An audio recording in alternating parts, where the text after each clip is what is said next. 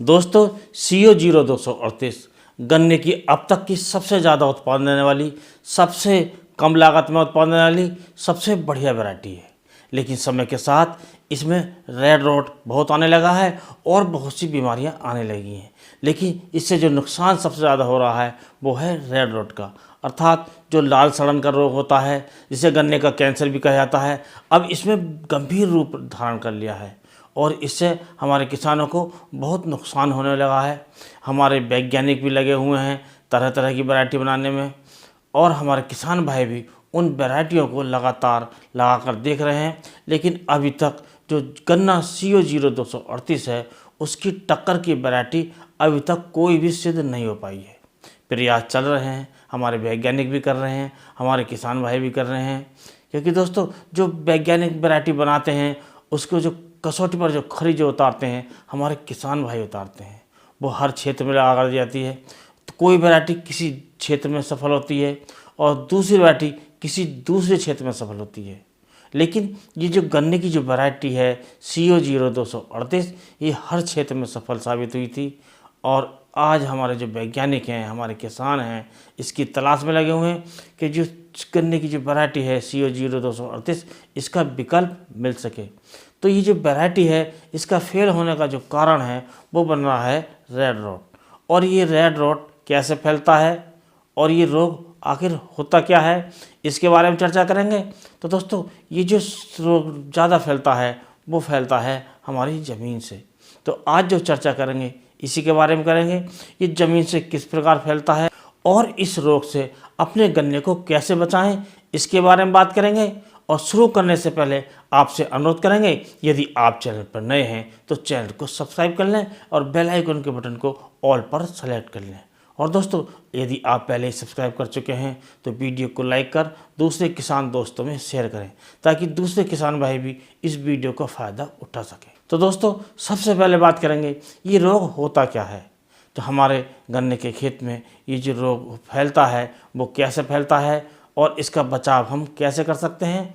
तो दोस्तों ये जो रेड रोट है ये विशेष प्रकार की फफूंद होती है, उससे ये रोग फैलता है और हमारे गन्ने में ये फैलकर हमारे गन्ने के जो पत्तियां हैं उन पर ये निशान छोड़ता है और जो गन्ने की पत्ती की जो मध्य सिरा होती है वो लाल रंग की दिखाई देती है, लाल रंग के इस पर धब्बे दिखाई देते हैं।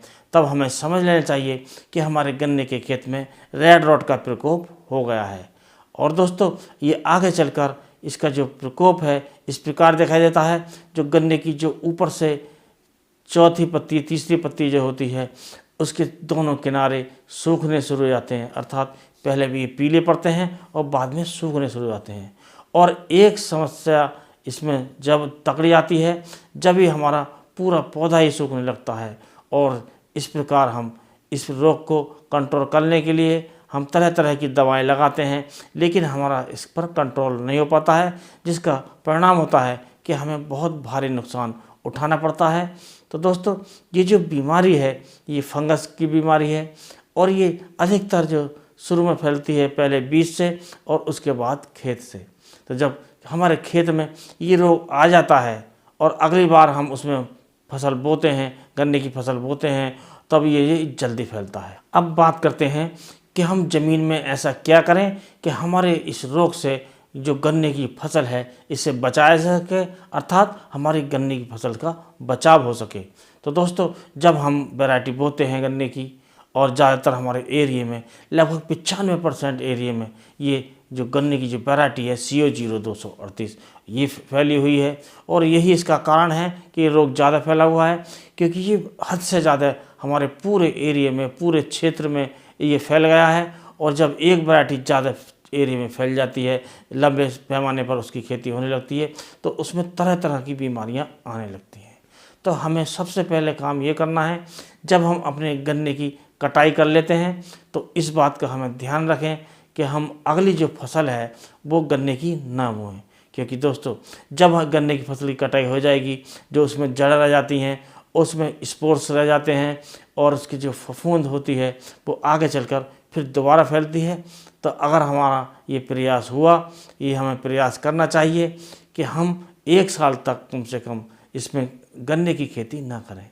जब इसकी कटाई के बाद, जुताई खुदाई के बाद जो इसकी जो मुंडे होते हैं, जो जड़ें होती हैं, इन्हें हमें बाहर निकाल कर इन्हें जला देना चाहिए और या इन्हें अच्छी प्रकार से गड्ढे में खोद कर दबा देना चाहिए। और इसमें जो हमें अगली फसल करनी चाहिए वो करनी चाहिए गेहूं की।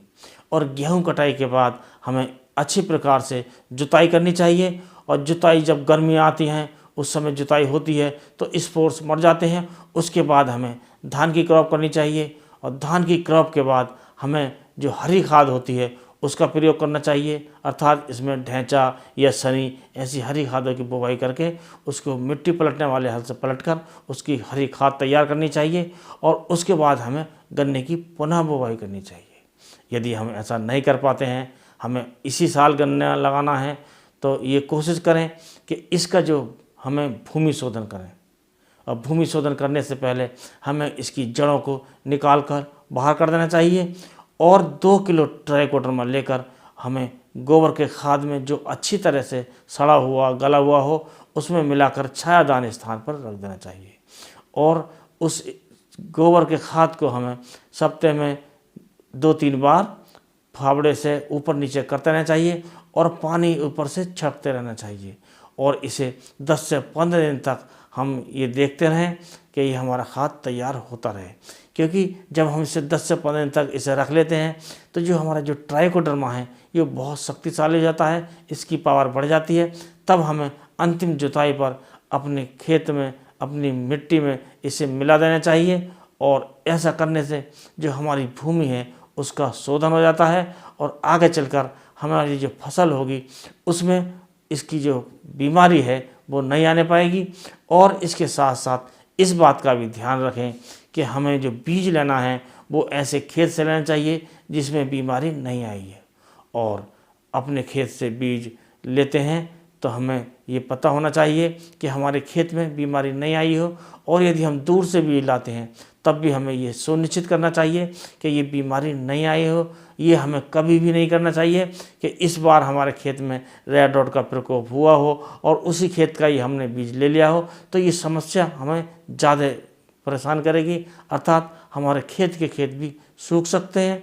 तो इस प्रकार हमें भूमि का शोधन करके अपने इस रोग से अपनी फसल का बचाव करना चाहिए। तो दोस्तों आज के वीडियो में बस इतना ही। अगले वीडियो में किसी नए टॉपिक के साथ फिर मिलेंगे, तब तक के लिए नमस्कार।